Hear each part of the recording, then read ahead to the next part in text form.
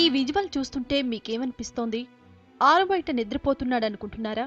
మీరు ఊహించిన దానిలో ఏమాత్రం నిజం లేదు. ఉన్నత చదువులు చదివించి ప్రయోజకుడిని చేసిన పాపానికి ఓ తండ్రికి ఓ కొడుకు వేసిన శిక్ష ఇది. అనారోగ్యంతో ఉన్న తండ్రిని పట్టించుకోకుండా ఇంటికి తాళం వేసుకుని వెళ్లిపోయాడు ఆ కొడుకు.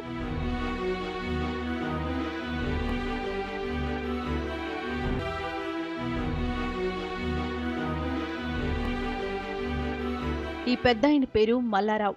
నల్గొండ జిల్లా ఎటకన్నరెడ్డి కాలనీలో నివసిస్తున్నాడు. ఇద్దరు కొడుకులున్నారు. మల్లారావుకు 40 రోజుల క్రితం కాళ్లు విరిగాయి. ఈ తండ్రికి సేవ చేయడానికి ఆ కొడుకులు వెనకడుగు వేశారు. చిన్న కొడుకు రవీందర్రావు ప్రైవేటు ఉద్యోగి, పెద్ద కొడుకు జానారావు ప్రభుత్వ ఉద్యోగి.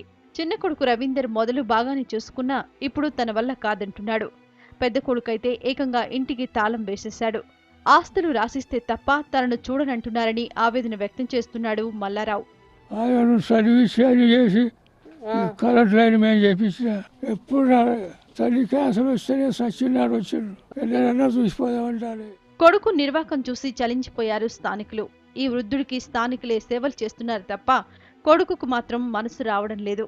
పెద్ద కొడుకుకు ఫోన్ చేసినా లిఫ్ట్ చేయకపోవడంతో రోడ్డుపైనే ఉన్నాడు. ఎండ తీవ్రతతో పెద్దాయన ఇబ్బందులు పడుతున్నా కన్న కొడుకు కనీసం కనికరం చూపించడం లేదంటున్నారు స్థానికులు. హాస్పిటల్లో ఉన్నప్పుడే ఆయన నాకు రీఛార్జ్ కాగానే తీసుకురమ్మన్నాడు పెద్ద కొడుకు. రీఛార్జ్ కాగానే చెప్తే 2 తారీఖు రమ్మన్నాడు. 2 తారీఖు తీసుకొచ్చినాం.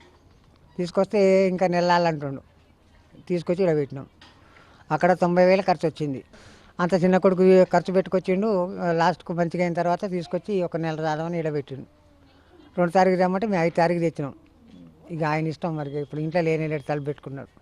ఈయన పేషెంట్, ఆయన పెద్ద కొడుకు, ఈయన చిన్న కొడుకు. మేము ఇన్ని రోజులతో సేవ చేసింది చిన్న కొడుకు కాడ. ఇప్పుడు పెద్ద కొడుకు ఒక నెలన్న చదువుకోవాలి. 20 సంవత్సరాల నుంచి భార్య పోయిన కాంచి పెద్ద ఆయన చిన్న ఆయన చదివిందిగా. ఇప్పుడు పెద్ద ఆయన ఒక నెలన్న చదవాలి కదా. అందు గురించి తీసుకొచ్చిన. ఇక ఆయన లేడు, పత్తే లేడు, ఇంట్లో లేని చాలా వేసుకోడు. పాస్బుక్లు ఇస్తేనే నేను తర్వాత పాస్బుక్లు చూసుకున్నాక నేను ఇంటికి తీసుకుంటా అంటున్నాను. ఆ పాస్బుక్లు ఎవరి దగ్గర ఉంది మనకు తెలియదు. నడక నేర్పిన తండ్రి నడవలేక మంచంపైనే ఉంటే చూసే నాదుడు లేకుండా పోయాడు. కన్న తండ్రికి సపర్యలు చేయలేక గాలి కుదిరేశారు ఆ బిడ్డలు.